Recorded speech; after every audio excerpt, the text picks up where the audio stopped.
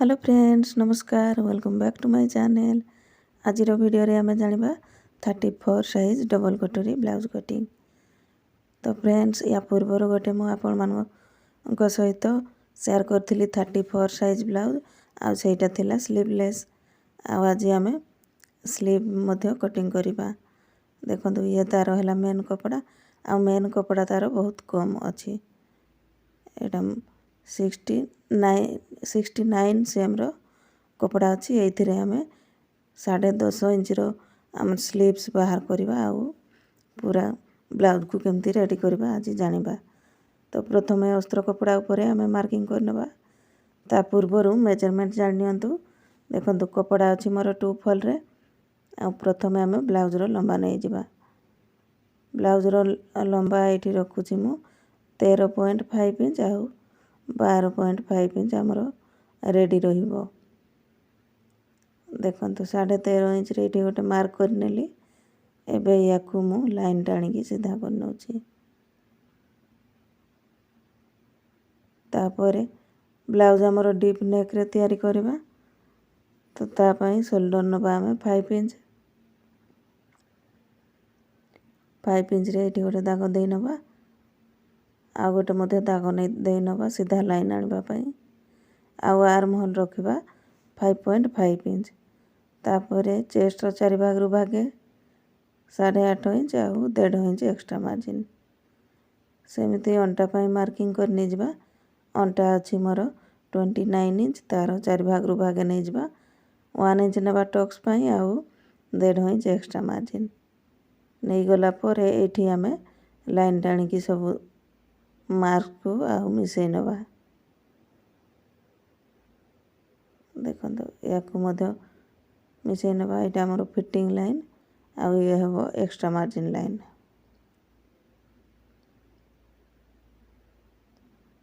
देखंतु रेडी हे गला। एबे आमे आर्म होल राउंड शेप देबा।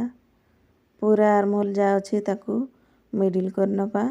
ए कोणरू 1.25 रे मार्क करबा। तापरे याकू टच करिकी एमती राउंड रो शेप देई नबा। देखंतु फिटिंग लाइन पटो को एमती टिके डाउन करिकी देई नबा शेप। देखंतु नेक लाइन एबे 2 इंच रखि नबा।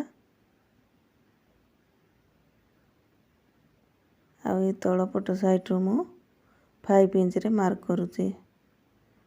तापरे यारो ब्रॉड बढ़ेबा पई मु 2.75 रे मार्क करनेली। 3 इंच को 2 सुत कम करिकी तापरे याकू मध्ये लाइन टाणी की मिसै नेली। आउ एठी हमें राउंड रो शेप दे नबा।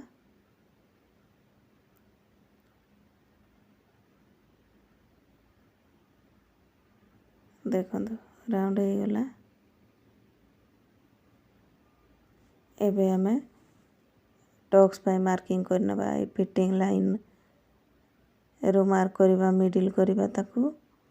तापरे ऊपर को एमती 4 इंच रे मार्क करिकी एपटे हाफ इंच सेपटे हाफ इंच करिकी एठी ताकू मिसै नबा। बाहरी गला हमर टक्स पई मार्किंग। एबे एपट साइड रो हाफ इंच रे गोटे मार्क करिकी फिटिंग लाइन सहित मिसै नबा। एटा मार्किंग न कले भी चलिबो।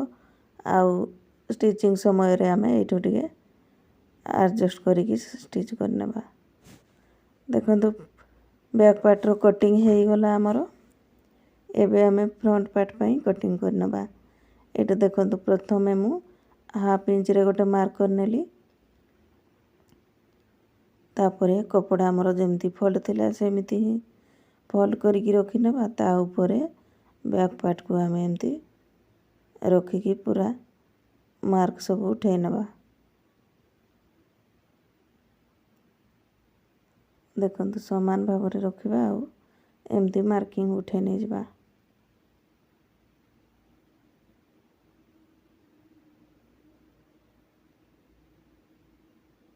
देखंतु हमर बनी गला मार्क। एठी हमें फ्रंट पार्ट रो सब ड्रॉ कर नबा। पुणी थरे चेक कर नबा हमर ठीक अछि कि नै। एटा 5 इंच रे तापर नेक लाइन 2 इंच आउ नेकर डीप 6 इंच आउ एठू 2.5 इंच तापर या को बॉक्स बने नहीं कि एठी राउंड कर नपा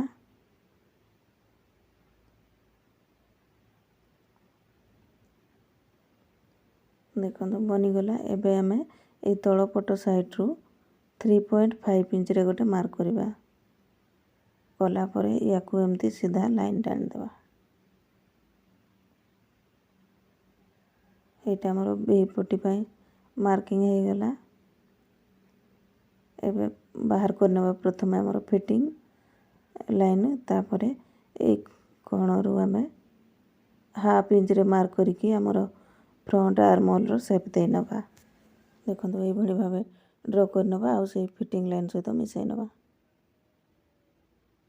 बनी गला एबे आमे कटोरी पाई मार्क कर नबा देखंतु चेस्ट डिवाइडेड बाय 6 करिकी मतो हमर कटोरी बाहर करि परिबा नचेत एमती 3 फोल्ड करिकी टेप को हमर छाती थिला 8.5 इंच ना से 8.5 इंच को 3 फोल्ड करबा टेप रे तापरे गोटे भाग हमें ए फिटिंग लाइन पटरू मार्क कर नबा तापरे एठी हमर शेप दे नबा एमती एस पट्टी पटू हमर 2.25 किंबा 2.5 इंच जो थरे शेप आसीबो सेतिकी रे ही मार्किंग करबा आउ नेक पटू 1 इंच रे मार्क करबा तापरे पूरा कटोरी हमर जहा हला ताकू हाफ कर नबा एठू 0.75 रे गोटे मार्क करिकी वी पट्टी रो शेप दे नबा देखंतु रेडी हे गला एबे हमें कटोरी को डबल करबा एठू एतिकी जहा भी हला ताकू मिडिल कर नबा तापरे पुणी एठू पुणी मापी नबा जहा हबो एपटे मध्य मार्क करिकी एठी सीधा लाइन टाण नै जिबा देखंतु पूरा ड्रॉ हे गला हमर फ्रंट पार्ट रो मार्किंग एबे हमें या को कटिंग कर नै जिबा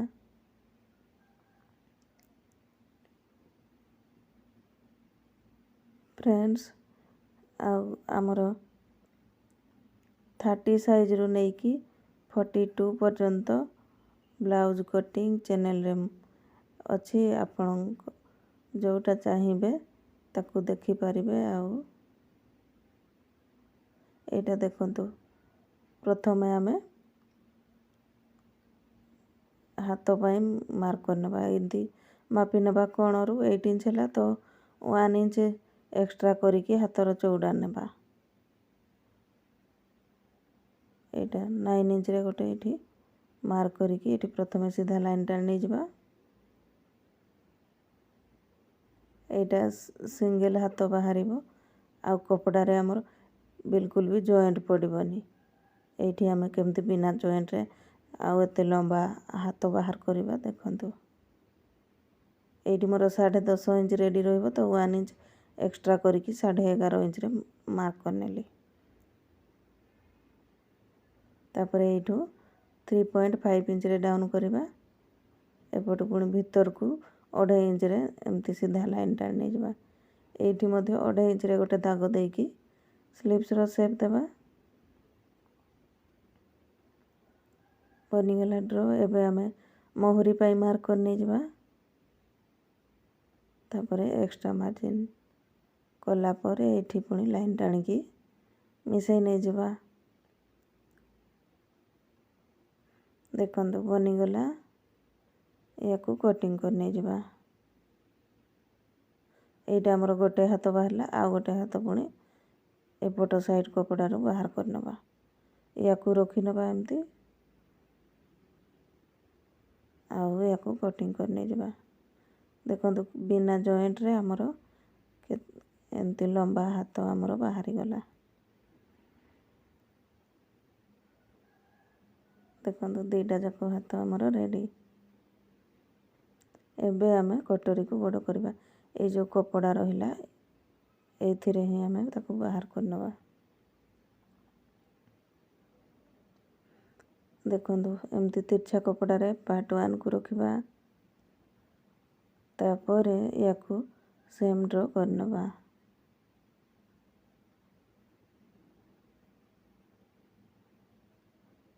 ଦେଖନ୍ତୁ ଏବେ ଏପଟ ସାଇଡ଼କୁ 1 ଇଞ୍ଚରେ ମାର୍କ କରିବା, ଏପଟେ ମଧ୍ୟ 1 ଇଞ୍ଚ, ଆଉ ଏଇଠି 1/2 ଇଞ୍ଚ, ଏଠି ମିଶାଇ ନେବା ତାକୁ, ଏଠି ମଧ୍ୟ 1/2 ଇଞ୍ଚ। ତାପରେ ପ୍ରଥମେ ଡଟ୍ ଡଟ୍ କରିକି ରାଉଣ୍ଡର ସେପ୍ ଦେବା। ଭଲ ଭାବେ ଆସିଗଲେ ତାକୁ ଏମିତି ଡାର୍କ କରିନେବା। ତାପରେ ପୁରା କଟରୀ ଯାହା ହେଲା ତାକୁ ହାଫ୍ କରିନେବା। ଏଇଠି 1 ଇଞ୍ଚରେ ଗୋଟେ ତଳକୁ ମାର୍କ କରିନେବା। ତାପରେ ୟାକୁ ମଧ୍ୟ ଏମିତି ଲାଇନ୍ ଟାଣିକି ମିଶାଇ ନେବା। ଦେଖନ୍ତୁ ଏଠି ଟିକେ କୋଣ ଟାଇପ୍ର ଲାଗୁଛି ତ ତାକୁ ଏମିତି ରାଉଣ୍ଡ କରିଦେବା। ବନିଗଲା ଆମର ପାର୍ଟ 1। ୟାକୁ କଟିଂ କରି ନେଇଯିବା। ତାପରେ ପୁଣି ଏଇଠି ବାହାର କରିଦେବା ପାର୍ଟ 2କୁ। ଏଠି ଦେଖନ୍ତୁ ପ୍ରଥମେ ତାର ଲମ୍ବଟା ମାର୍କ ନେଇଯିବା। ତାପରେ ଏଇ ଚଉଡ଼ା ସାଇଡ଼କୁ ମାପି ନେବା। ଏଇଠି ଯାହା ବି ହେଲା ଆମେ 1 ଇଞ୍ଚ ଏକ୍ସଟ୍ରା କରିକି ଆମର ପାର୍ଟ 2ର ଚଉଡ଼ାଟା ନେବା।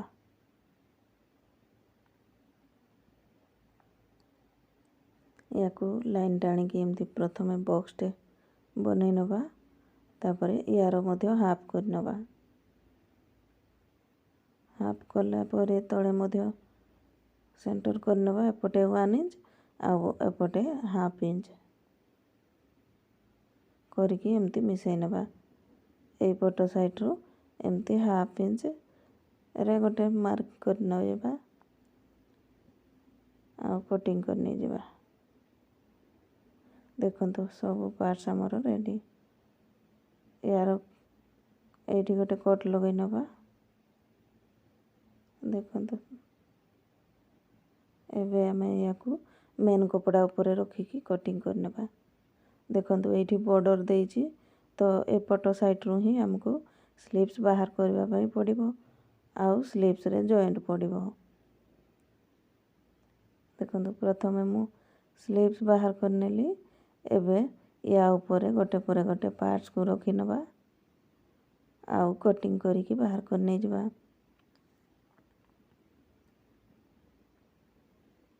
ଦେଖନ୍ତୁ କେତେ ସହଜ ଭାବରେ ଆମର କଟିଂ ହେଇଗଲା। ଲମ୍ବା ହାତ ସହିତ କମ୍ କପଡ଼ାରେ କେମିତି ଆଡ଼ଜଷ୍ଟ କରିକି କଟିଂ କଲେ।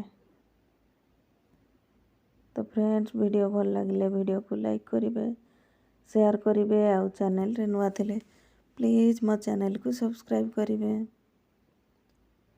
ଦେଖନ୍ତୁ 30 ସାଇଜରୁ ନେଇକି 42 ପର୍ଯ୍ୟନ୍ତ ବ୍ଲାଉଜ୍ କଟିଂ ଚ୍ୟାନେଲରେ ଅଛି। ଆପଣଙ୍କୁ ଯେଉଁ ସାଇଜର ଦରକାର ଆପଣ ଯାଇକି ଚ୍ୟାନେଲରେ ଦେଖିପାରିବେ। ଆଉ ପ୍ଲେ ଲିଷ୍ଟ ବନିଛି, ସେଇ ପ୍ଲେ ଲିଷ୍ଟକୁ ଯାଇକି ଆପଣ ସବୁ ସାଇଜର ବ୍ଲାଉଜ୍ ଦେଖିପାରିବେ। ଦେଖନ୍ତୁ ସବୁ ପାର୍ଟସ୍ ଆମର ରେଡ଼ି ହେଇଗଲା। ଏବେ ଯେଉଁ ହାତ ପାଇଁ ମାର୍କ କରିଥିଲେ ତାକୁ କେମିତି ଜଏଣ୍ଟ ଦେବା ଦେଖନ୍ତୁ। ଏଇ କପଡ଼ାକୁ କଟିଂ କରିନେଲି ମୁଁ ଆଉ ୟା ଉପରେ ଏମିତି ଚଢ଼େଇକି ରଖିନେବା ସିଲେଇ ମାର୍ଜିନ୍। ତାପରେ ୟାକୁ ବାହାର କରିବା। ଏଇଟା 2 ପିସ୍ ଅଛି, ଗୋଟେ ହାତ ପାଇଁ, ଏମିତି ଆଉ ଗୋଟେ ଆମେ ବାହାର କରିନେବା। ଦେଖନ୍ତୁ ବନିଗଲା। ତ ଫ୍ରେଣ୍ଡସ୍, ନେକ୍ସଟ ଭିଡ଼ିଓରେ ଆମେ ଏହାର ଷ୍ଟିଚିଂ ଜାଣିବା। ଆଉ ଷ୍ଟିଚିଂ ସମୟରେ ରହିବ ବହୁତ ସାରା ଟିପ୍ସ। ଆଉ କେମିତି ଆମର କଟରୀ ଛୋଟ ପଡ଼ିଯିବା, ଏସ୍ପଟି ଛୋଟ ପଡ଼ିଯିବା କିମ୍ବା ସ୍ଲିଭ୍ସ ଜଏଣ୍ଟ କଲା ବେଳକୁ ଆମର ସ୍ଲିଭ୍ସ ଆଗ ପଛ ହେବା, ତା'ର ସିଲେଇ ଆଗ ପଛ ହେଲେ ଆମେ ତାକୁ କେମିତି ଆଡ଼ଜଷ୍ଟ କରି ଷ୍ଟିଚିଂ କରିବା,